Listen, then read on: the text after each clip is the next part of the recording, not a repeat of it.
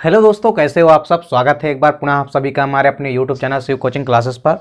दोस्तों आज की इस वीडियो हम class 12 biology NCERT chapter 10th में देखिए आज का जो हमारा टॉपिक है वो क्या दोस्तों, खाद्य और जैव उर्वरक में अंतर। ठीक है दोस्तों, इसमें दोस्तों खाद्य और जो जैव उर्वरक होते हैं, ठीक है, इसमें दोनों के मध्य क्या देखेंगे, डिफरेंस या अंतर देखेंगे। तो देखिए एक साइड तो हमारा क्या है, खाद्य है, और दूसरी साइड क्या है, हमारा जैव उर्वरक।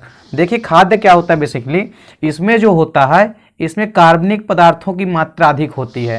ठीक है दोस्तों, यानी जो खाद्य होते हैं इसमें कार्बनिक पदार्थों की यानी ऑर्गेनिक मटेरियल्स जो होते हैं इनकी मात्रा क्या होती है, इनकी मात्रा अधिक होती है। इसके विपरीत देखिए जो हमारा जैव उर्वरक होता है, तो जैव उर्वरक जो होते हैं इसमें नाइट्रोजन, फास्फोरस तथा पोटेशियम प्रदान करते हैं। ठीक है दोस्तों, ये क्या करते हैं कि मृदा को बेसिकली ये उर्वरक क्या करते हैं, नाइट्रोजन, फास्फोरस तथा पोटेशियम जो है आय तत्वों को प्रदान करते हैं। ठीक है, देखिए दूसरा इनके मध्य क्या डिफरेंस है कि खाद्य को जो है हम जंतुओं के अपशिष्ट तथा पौधे के मृत भागों के अपघटन से किया जाता है तैयार। ठीक है, देखिए जो खाद्य होते हैं जैसे जो जीव जंतु हो गए, ठीक है, इनका जो मल होता है वही क्या होता है, गोबर कहलाता है। ठीक है, तो इनसे हम क्या करते हैं, खाद्य तैयार करते हैं। और जो मृत भाग होते हैं पौधे के, उनके अपघटन से, ठीक है, उनके अपघटन से हम क्या करते हैं दोस्तों, तैयार करते हैं, किनको, खाद्य को तैयार करते हैं।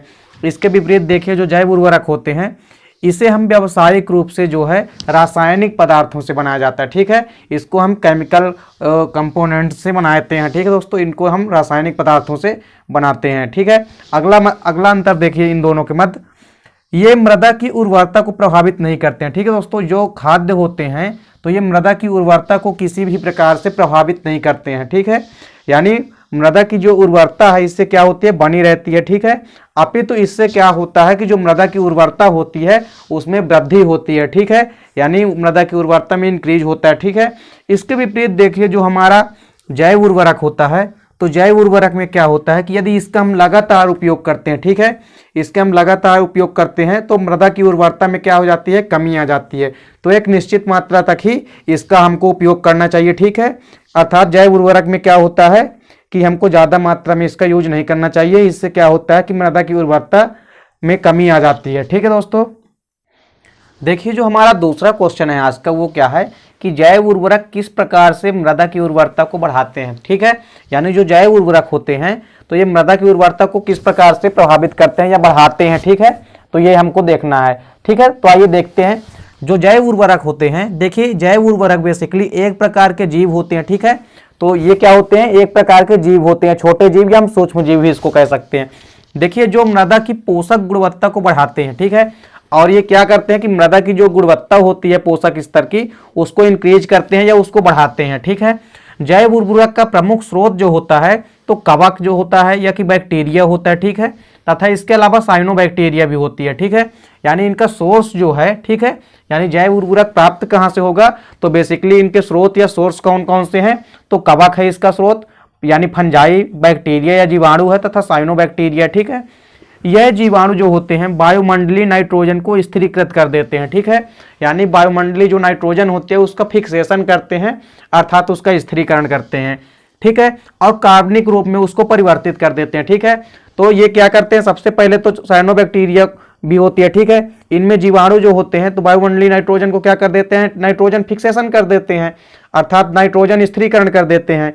और नाइट्रोजन स्थिरीकरण के फलस्वरूप क्या होता है, इसको ऑर्गेनिक मटेरियल में चेंज कर देते हैं। ठीक है, तो इसको जब ऑर्गेनिक रूप में परिवर्तित कर देते हैं, इससे क्या होता है कि दूसरे जीवाणु जो होते हैं जैसे एजोस्पाइरिलम तथा एजोटोबैक्टर जो होते हैं भी वायुमंडलीय नाइट्रोजन को स्थिर कर सकते हैं। ठीक है, इसके अलावा देखिए जो कुछ दूसरे जीवाणु हैं, ठीक है, यानी जो दूसरे कुछ बैक्टीरिया हैं वो भी क्या करते हैं, जैसे यहाँ पे देखिए जो एजोस्पाइरिलम है तथा एजोटोबैक्टर हैं, ये भी क्या करते हैं, वायुमंडलीय नाइट्रोजन को स्थिर कर देते हैं, यानी नाइट्रोजन को फिक्सेट कर देते हैं। ठीक है, इसके बाद देखिए जैसे धान के खेत में देखिए साइनोबैक्टीरिया जो होती है वो महत्वपूर्ण भूमिका निभाते हैं। ठीक है, देखिए क्या बताया हमने कि जो धान का खेत होता है, ठीक है, तो धान के खेत में जो साइनोबैक्टीरिया है ये बहुत महत्वपूर्ण भूमिका निभाती है। इसके अलावा देखिए जो नील हरित शैवाल होती है जिसको हम ब्लू ग्रीन एल्गी कहते हैं, तो ये ब्लू ग्रीन एल्गी क्या करती है कि मृदा के कार्बनिक पदार्थ बढ़ा देते हैं। ठीक है,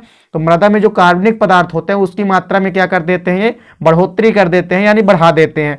जिससे उसकी उर्वरता भी बढ़ जाती है। ठीक है, तो इस प्रकार से क्या होता है कि मृदा की उर्वरता भी क्या हो जाती है, बढ़ जाती है। ठीक है, क्या कहा हमने कि जो जैव उर्वरक होते हैं बेसिकली एक प्रकार के जीव होते हैं जो मृदा की पोषण गुणवत्ता को क्या कर देते हैं, बढ़ा देते हैं।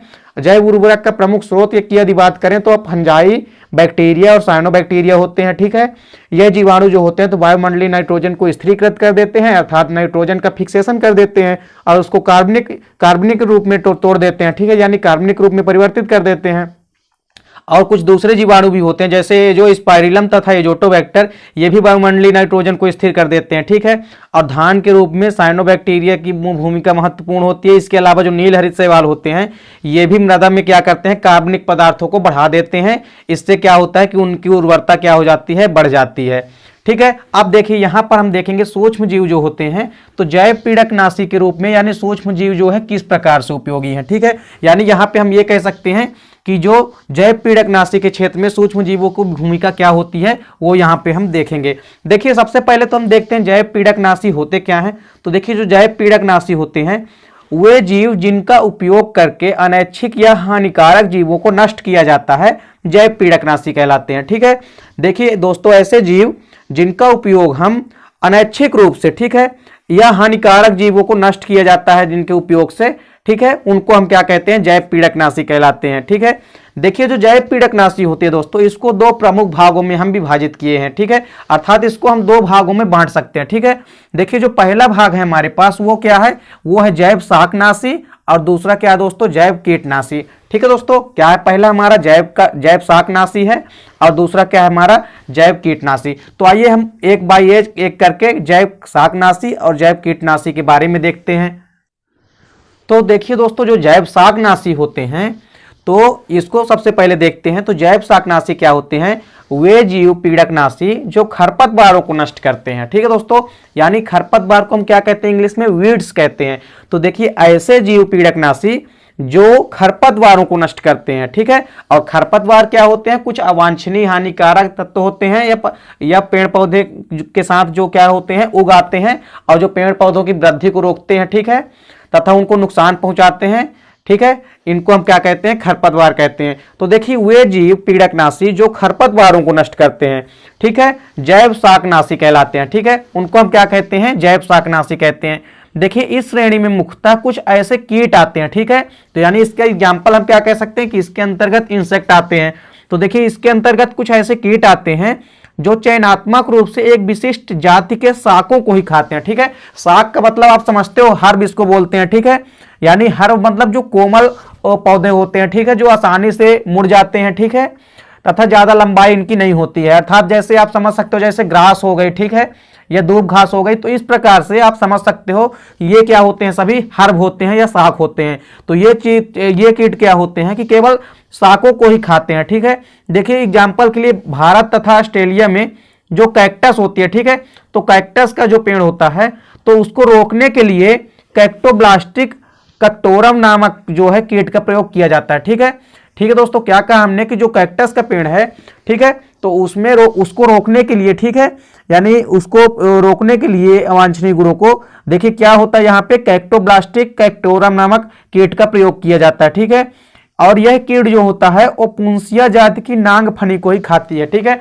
और ये परमानेंट एक पर्टिकुलर एक यहाँ पे स्पीसीज के जो जीव हैं उनको ही खाती है। ठीक है, जैसे यहाँ पे हमने क्या बताया कि जो उपुंसिया मतलब होता है नागफनी। ठीक है, तो देखिए जो नागफनी है तो केवल उपुंसिया जाति की नागफनी को ही खाती है। ठीक है, इस प्रकार से नींबू के बगीचों में यदि बात करें तो नींबू के बगीचों में जो उगने वाले दूब घास होते हैं तो उन दूब घासों को नष्ट करने के लिए फाइटोप्थोरा पल्मीबोरा नामक कवक का प्रयोग किया जाता है। ठीक है, किसका उपयोग किया जाता है दोस्तों, फाइटोप्थोरा पल्मीबोरा नामक फंजाई का यूज किया जाता है।